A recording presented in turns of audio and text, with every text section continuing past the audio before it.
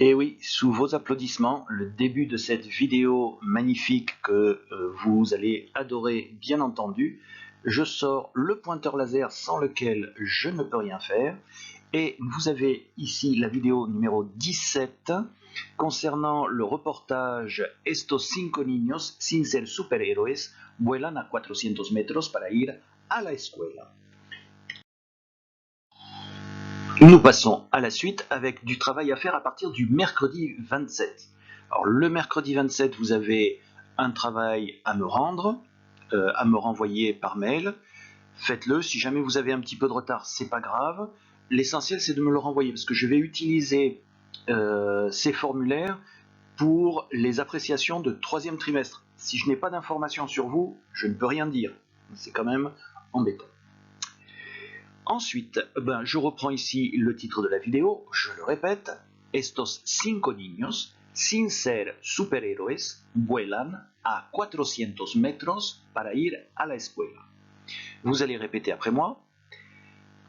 Alors on va le faire petit bout par petit bout, ne vous inquiétez pas. Estos cinco niños, à vous. Ensuite, sin ser superhéroes, à vous. Vuelan à vous. 400, à vous. 400 metros, à vous. Para ir a la escuela, à vous. Et vous avez à la suite le lien qui vous renvoie vers la vidéo. J'essaierai de faire apparaître à un moment ou à un autre ici une étiquette pour que vous puissiez aller revoir la vidéo. L'idéal étant de l'ouvrir dans un autre onglet pour pouvoir voir les questions ici, revisionner la vidéo si nécessaire et pouvoir rédiger la réponse. Et bien entendu, je remettrai de toute façon le lien en description sous la vidéo si je n'oublie pas et que je fais bien mon travail. Alors, une petite information au passage, dans cette vidéo, vous pouvez bénéficier des sous-titres. Les sous-titres, c'est extrêmement utile parce que vous pouvez, en écoutant, repérer certains mots qui sont assez faciles à repérer parce qu'ils ressemblent à du français. Par exemple, ici, configuration, acceder. Quand vous voyez as, clic, vous comprenez ce qu'on vous demande de faire. Generado automáticamente, ça se comprend aussi assez facilement, même sans avoir jamais fait d'espagnol. Et ce mot-là, bien sûr, vous savez tous ce que ça veut dire. Bien sûr. Et intérêt. Vous faites attention à l'orthographe, hein, en espagnol, vous n'oubliez pas ça. Alors par contre, il y a un problème, et le problème c'est ça. C'est que ce sont des sous-titres générés automatiquement. Alors le problème qu'il y a, c'est que si la personne parle trop vite, si elle articule mal, s'il y a des noms propres, eh bien YouTube a beaucoup de mal à reconnaître de quoi il s'agit, et les sous-titres peuvent être faux. Ils peuvent écrire parfois vraiment n'importe quoi. Bon, ceci étant dit, hein, comme je vous l'ai déjà conseillé avant, vous pouvez mettre les sous-titres, vous lisez les sous-titres, et dès que vous repérez un mot dans le sous-titre et vous vous dites « Ah oui, ça, je l'ai entendu », à ce moment-là, c'est comme une petite victoire, parce que ça veut dire que vous avez progressé, vous êtes capable d'entendre ce mot-là en espagnol. Et entendre en espagnol, c'est déjà le début de très gros progrès. Donc vous pouvez le faire. Par contre, ça n'est pas forcément une source d'information fiable. À partir des sous-titres, vous ne pouvez pas être sûr que ce que vous écrivez est juste, parce qu'il peut y avoir des erreurs. Bien. Alors, la première étape que je vais vous demander, c'est de voir la première minute de la vidéo. Juste la première minute, parce que nous n'irons pas plus loin. Donc, à partir de maintenant, vous pouvez faire pause maintenant.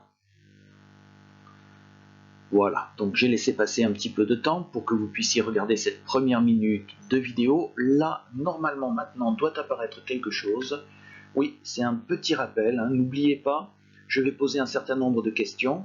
N'oubliez pas de les noter dans votre cahier avec la date, mercredi 27 mai 2020, même si vous le faites après. notez la date pour pouvoir retrouver la vidéo, vous notez la question et la réponse, parce que ça vous en aurez peut-être besoin. Et écrivez lisiblement, parce que si vous recopiez dans 4 jours, dans une semaine, il faut que vous soyez capable de vous relire. Première question concernant la 46e seconde de la vidéo, avec cette scène-là, et je vous demande de répondre à la question suivante. En qué tipo de paisaje se sitúa la escena? Vous reconnaissez le mot scène, hein? En l'espagnol rajoute un E devant pour faciliter la prononciation. Se sitúa est également assez facile à reconnaître, ça ressemble beaucoup à du français, de même que le mot paisaje. Par contre, faites attention, en français on dit paysage, en espagnol on prononce le A comme un A, le I comme un I, et on ne zozote pas sur le S. Ça donne paisaje. Alors vous répétez comme moi en détachant les syllabes. Paisaje. Répétez. Vous répétez après moi maintenant, on va plus vite. Paisaje. À vous. Voilà. Et en qué tipo de, je pense que c'est assez facile à repérer. Dans quel type de paysage se situe la scène? Alors petit conseil, petite astuce, dans votre réponse, n'utilisez pas le mot typo. Le type de paysage est, même en français, c'est une phrase qui est complètement bancale et que je vous conseille de ne pas utiliser. Vous avez un sujet qui se trouve après son verbe, ce qui est normal dans une question. Donc vous remettez verbe et sujet dans l'ordre d'une phrase affirmative et ensuite vous terminez la phrase. Question suivante. ¿Quiénes son las dos personas? Alors là, c'est une phrase qui est facile à comprendre, mais attention, il y a un petit piège ici. Attention, vous risquez de mettre 2 N en français. Il n'y en a qu'un seul. Vous remarquez que l'interrogatif qui, en espagnol, se met au pluriel. Qui sont les 2 personnes? Ici et là. Alors, comme toujours, regardez toute la vidéo avant de commencer le devoir. Pourquoi? Parce que quand je vous demande qui sont les 2 personnes, eh bien, là, par exemple, vous ne devez pas me parler de la profession, par exemple, de ce monsieur. Tout simplement parce que ça apparaît dans la question suivante. Je ne vais pas poser 2 fois la même question. Donc, ¿cuál es la profesión, un seul S, del hombre? Quelle est la profession de l'homme? Vous voyez que vous ne pouvez pas répondre à cette question-là ici. Donc, il faut trouver une manière différente de qualifier les 2 personnes qui sont ici. J'attire votre attention sur del. Je vous rappelle que la préposition de au contact de l'article elle fusionne en un seul mot. Hein? Question suivante. Que hacen? Verbe très important à connaître. Que font-ils? Par contre, dans votre réponse, peut-être, souvent, vous n'aurez pas à réutiliser le verbe hacer, le verbe faire. Très souvent, on remplace par l'action qui est réellement faite. Des fois, il se peut que vous ayez à utiliser dans une expression le verbe faire, ça dépend un petit peu des cas. Ensuite, question suivante, el chico está vestido con qué? Vous connaissez ce mot-là, le garçon est, on peut deviner le mot vêtement, le garçon est habillé avec, celui-là vous le retenez, quoi? Le garçon est habillé avec quoi? Là et là. Et si vous regardez les autres, vous verrez qu'ils sont habillés de la même façon. Et si vous vous souvenez de la vidéo sur la traversée sur un tronc, vous avez déjà compris la solution et vous pourrez réutiliser le vocabulaire qui a été vu dans cette vidéo-là. Et dernière question, ¿por qué? Alors sous-entendu, ¿por qué está vestido? Pourquoi est-il habillé comme ça? Oui, j'ai pas mis une réponse très complète et très détaillée parce que je n'avais pas de place, donc il fallait un petit peu que j'en gagne. Donc voilà ici ce que vous avez à faire. Pour bien répondre aux questions, vous allez, vous emparer, prendre possession des questions elles-mêmes et de leur vocabulaire en les disant à haute voix. Vous allez les répéter à haute voix juste après moi. D'accord? Allez, on commence. Bah tiens, ici. Vous répétez après moi quand je vous le dis. Etapa 1, ver el primer minuto del video. À vous.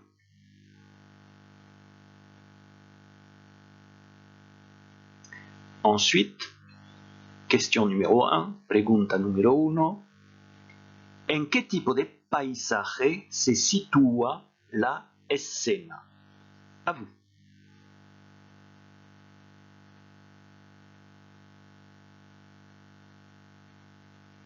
Pregunta número 2.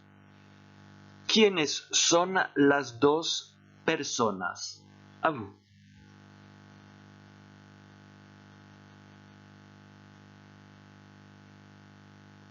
Pregunta número 3. ¿Cuál es la profesión del hombre? À vous.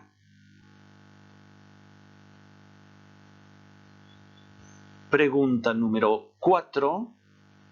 ¿Qué hacen? À vous. Pregunta número 1, 2, 3, 4, 5. Pregunta número 5. ¿El chico está vestido con qué? À vous.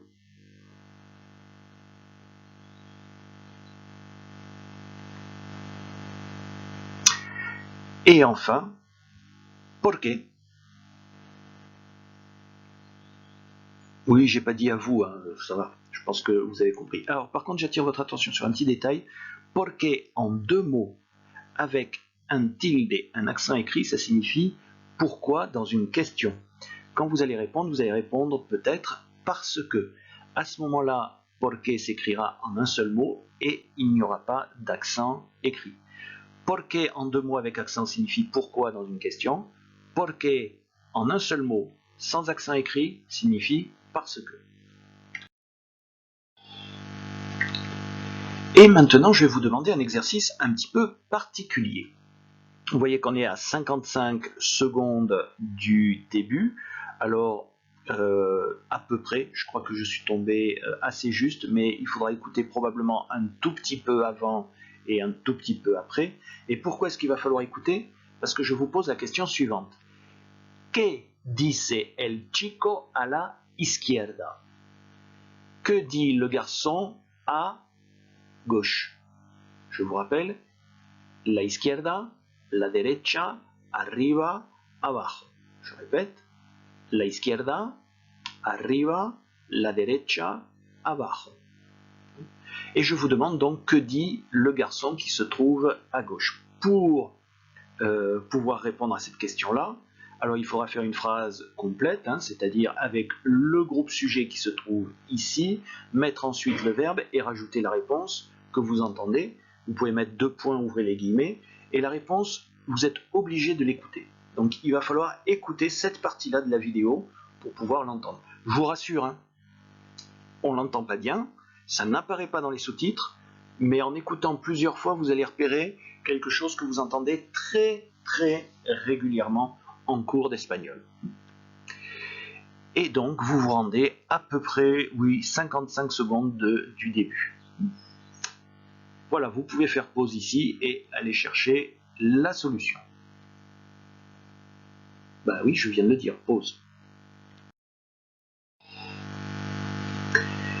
Et une troisième diapositive avec cette image-là qui se trouve à 57 secondes du début.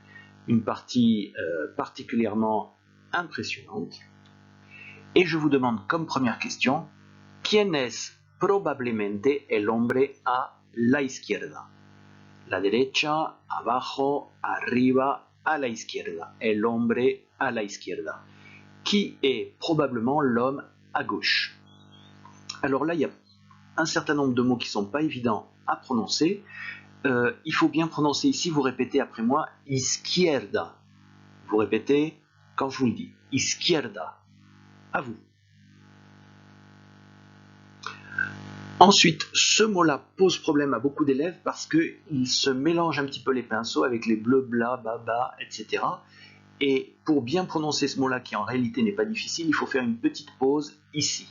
Et vous répétez après moi, probablemente. À vous.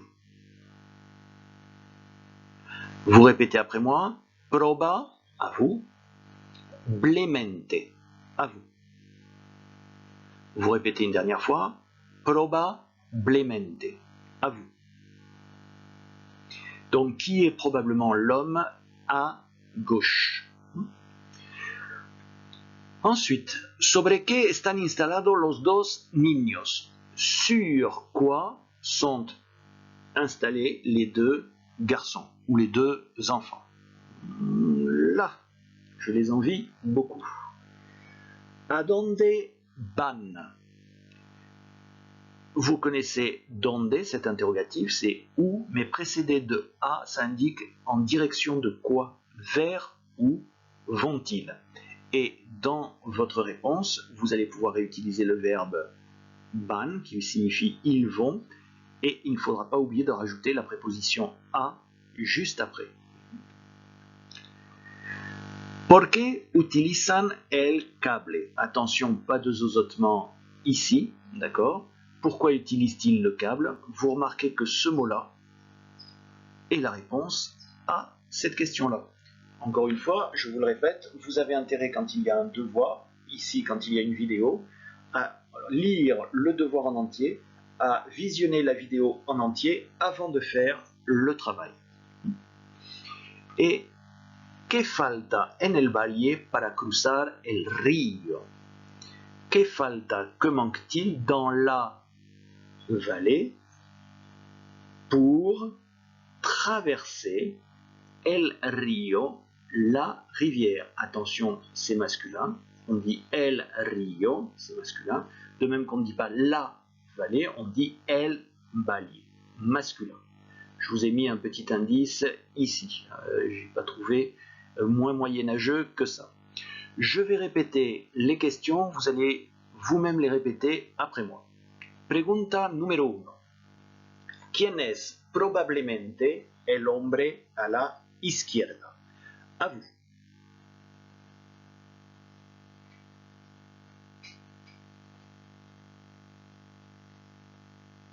Voilà, je vous ai laissé un petit peu de temps parce que le probablemente, à mon avis, et izquierda peuvent poser problème.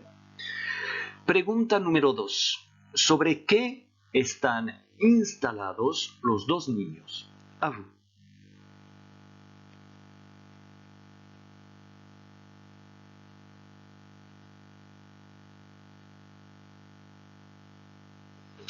Pregunta número 3. ¿A dónde van? Oui, j'ai pas dit à vous, mais c'était sous-entendu. Vous remarquez que le V se prononce B. Hein? Vous remarquez aussi que j'exagère la prononciation un petit peu exprès. Pregunta número 4. ¿Por qué utilizan el cable? À vous.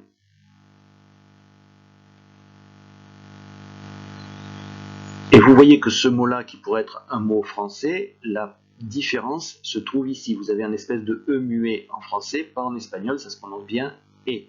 Pas de zozotement ici. Pregunta número 5. ¿Qué falta en el valle para cruzar el río? À vous.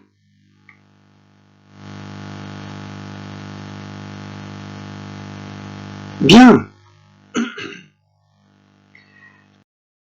Et voici la photo de fin que vous adorez tous.